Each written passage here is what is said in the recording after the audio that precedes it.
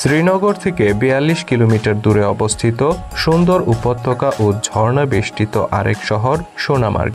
এখানে রয়েছে থাজিয়ান হিমবাহ, তাছাড়াও রয়েছে স্লেজিং, স্নোবাইক ও ঘোড়ায় চড়ার সুযোগ।